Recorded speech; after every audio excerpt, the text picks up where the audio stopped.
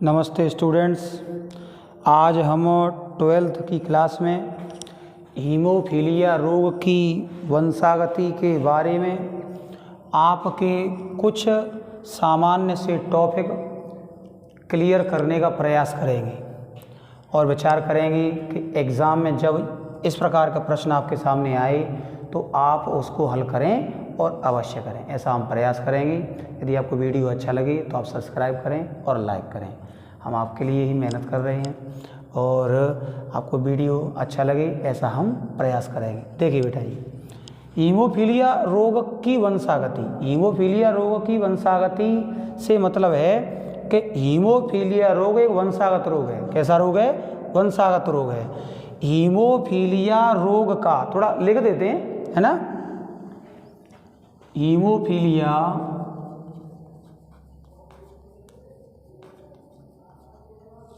रोग आनुवंशिक रोग है। आनुवंशिक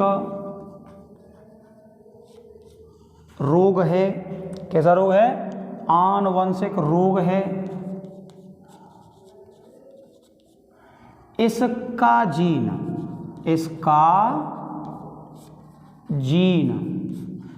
X गुणसूत्र पर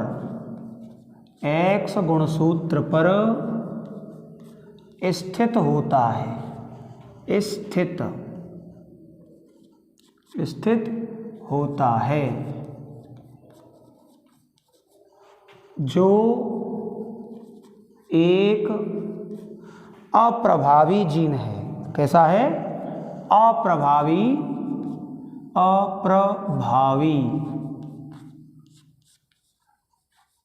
जीन है। अप्रभावी जीन है, इसीलिए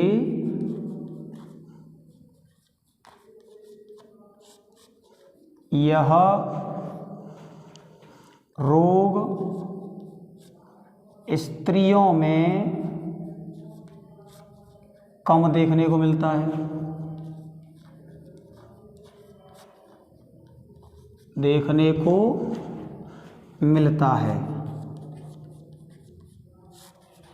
कम देखने को मिलता है क्योंकि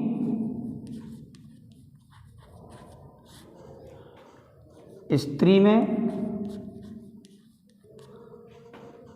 X लिंग गुणसूत्र होते हैं। X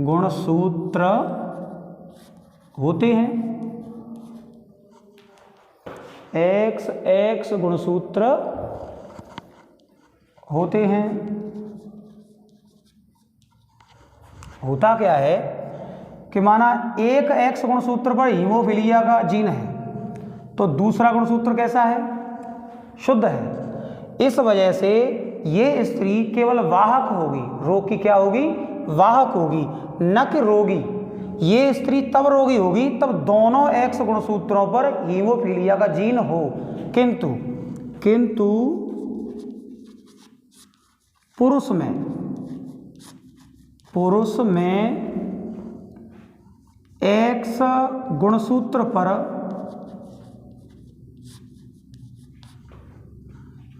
हीमोफीलिया का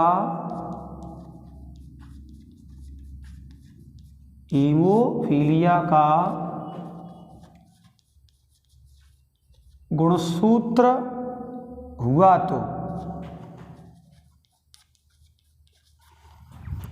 किंतु पुरुष में X गुणसूत्र हीमोफीलिया गुणसूत्र हुआ तो पुरुष रोगी होगा।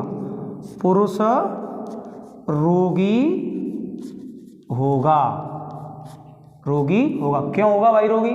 इसलिए होगा क्योंकि पुरुष के जो लिंग गुणसूत्र होते हैं वो XY होते हैं। Y अकेला है और X उसमें अकेला है। X पर ही हीमोफीलिया का गुणसूत्र जीन हो तो पुरुष कैसा होगा? रोगी होगा। परंतु महिला रोगी तब होगी तब उसके दोनों ही गुणसूत्र जो लिंग X गुणसूत्र हैं उन पर हीमोफीलिया का जीन उपस्थित हो।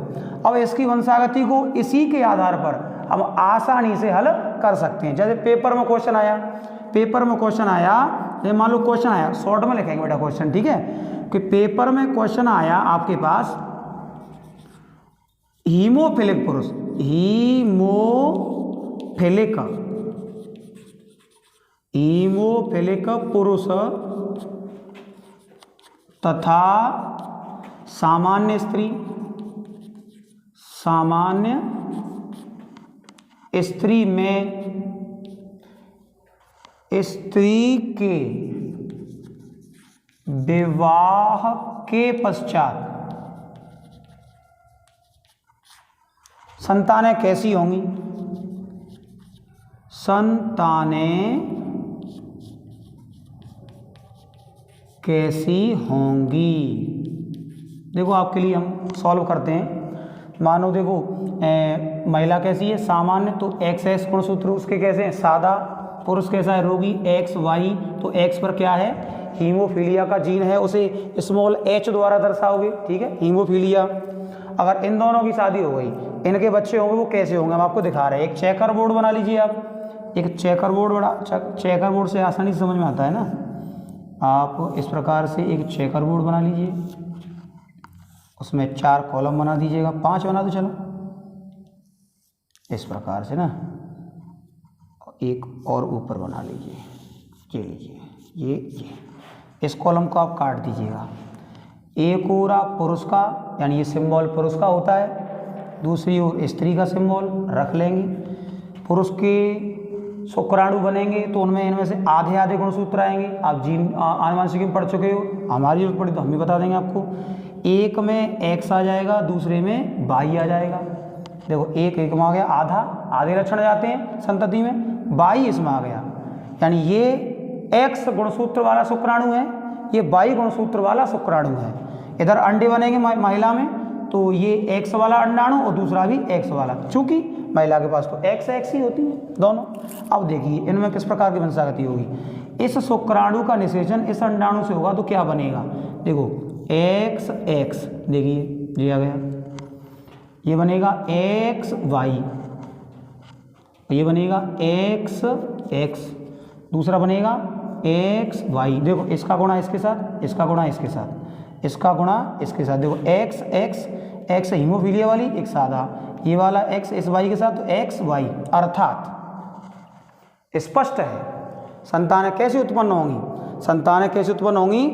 पुत्र, देखो यहाँ लिखेंगे, ऐसे नोट करके लिखेंगे बेटा, उत्पन्न हुए पुत्र सामान्य होंगे। कैसे होंगे? सामान्य होंगे। देखो भाई पुत्रों में कोई X ऐसी गई ही नहीं, क्योंकि स्त्री में क्या था? रोग था ही नहीं। लेकिन स्त्रियां कैसी पैदा हुई हैं, यानी जो लड़कियां पैदा हुई हैं इनकी, वो कैसी हैं? देखिएगा अगले पॉइंट में लिखने चल रहे हैं इसी बात को हम। देखो इसमें एक X गुणसूत्र पर हीमोफीलिया का जीन है, इसमें भी एक गुणसूत्र पर हीमोफीलिया का जीन है। अर्थात ये पुत्रियां कैसी होंगी? वाहक, ना कि रोगी। रोगी ये पुत्रियां कब होंगी? तब दोनों ही X गुणसूत्रों पर हीमोफीलिया का जीन हो। अतः क्या लिखेंगे बेटा? पुत्रियां कैसी होंगी? वाहक। पुत्रियां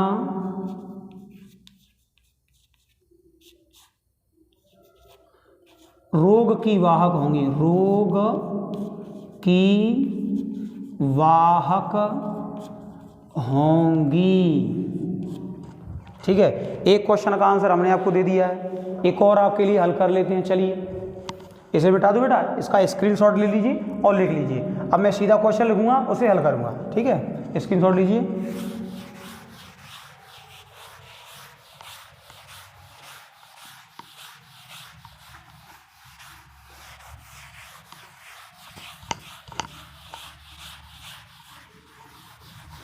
देखिएगा अब हम क्या करते हैं। अगला क्वेश्चन आ जाए, रोगी स्त्री, रोगी स्त्री एवं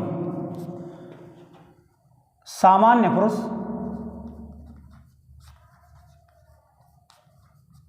हो तो, बाकी क्वेश्चन आप समझते हो अपने आप, क्वेश्चन पढ़ के पता चल जाता है सभी को। पुरुष हो तो इनकी शादी होगी तो फिर कैसे बच्चे पैदा होंगे देखते हैं। स्त्री रोगी है तो आपको पता है X गुणसूत्र होते हैं डबल, तो दोनों पे हीमोफीलिया रोग होगा, तभी तो स्त्री रोगी है, वरना नहीं होगी। पुरुष कैसा है बेटा? सामान्य। एक्स गुणसूत्र पर कोई हीमोफीलिया का जीन नहीं है तो पुरुष सामान्य है। अब इनके जीन बना लेते हैं तो चेकर बोर्ड से बड़ी आसानी समझ में आता है। अभी हमने बनाया था, देखो कॉलम बना लो इसमें आप 3 ना, एक ऐसे करके और एक ऐसे करके। देखिएगा इस कोने को काट देते हैं, इधर की ओर हम पुरुष को रखेंगे पुरुष का सिंबल, इधर की ओर स्त्री को रखेंगे स्त्री का सिंबल। ठीक है, पुरुष के गुणसूत्रों को इसमें रखो आप, देखो एक्स और वाई, क्यों आधे गुणसूत्र जाते हैं तो आधे आधे। भाई इसमें क्या है 22 + 1 यानी 23 गुणसूत्र इसमें है शुक्राणु में, इसमें भी 23 गुणसूत्र है, 22 एक्स है 1 वाई है, इसमें 22 एक्स है और एक अंतिम भी एक्स है, अर्थात ये लड़की बनाएगा। इस दोनों को रख लेते हैं। देखो इसमें रोग है, इसमें भी रोग का जीन है, इसका गुणा यदि इसके साथ करें तो क्या होगा एक्स ऐसे करके एक्स, इसका गुणा इसके साथ करें तो एक्स ऐसे करके एक्स, वाई होगा ना बेटा वाई, है ना। अब देखो इसका गुणा इसके साथ एक्स और एक्स, एक पर एच रख दो, ये रख दिया। अब देखो इसका गुणा इसके साथ एक्स वाई, इस पर भी देखो हीमोफीलिया का जीन है। कहने का मतलब क्या हुआ, स्पष्ट है। लड़कियां देखो दोनों पर होता तो लड़कियां रोगी होती, और लड़कियां कैसी हैं वाहक, कैसी हैं वाहक, न के रोगी। लेकिन लड़कों में लिंग गुणसूत्र में केवल एक ही एक्स गुणसूत्र होता है, इसी वजह से लड़कों में ये रोग कैसा हो जाता है प्रभावी, कैसा हो जाता है प्रभावी, नजर आने लगता है। यदि दूसरा एक्स होता तो नहीं होता। वाई गुणसूत्र अकेला है, एक्स होने के कारण एक्स पर ही हीमोफीलिया का जीन है, इस वजह से लड़के कैसे हैं रोगी। तो लिखने चल रहे हैं इन पॉइंटों को, इस प्रकार पॉइंट में लिखेंगे। उत्पन्न हुए पुत्र रोगी होंगे,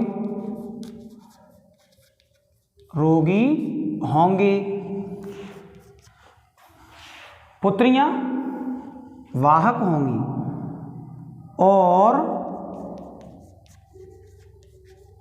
पुत्रियां रोग की वाहक होंगी, रोग की वाहक होंगी। देखिए बेटा हमने आपके लिए वीडियो बना के तैयार कर दिया है। इस प्रकार यदि क्वेश्चन बदल के भी दे दिया जाता है फिर भी आपको सार पता है कि कैसे कैसे इसका जीन आगे चल के आनुवांशिक होता है, तो आप आसानी से क्वेश्चन हल कर पाओगे। आपको वीडियो पसंद आया हो तो आप अवश्य लाइक कीजिए, और कोई हल्की त्रुटि हो तो उसके लिए आप कमेंट कीजिए, तो हम उसे सुधारने का प्रयास करेंगे। Thanks for watching.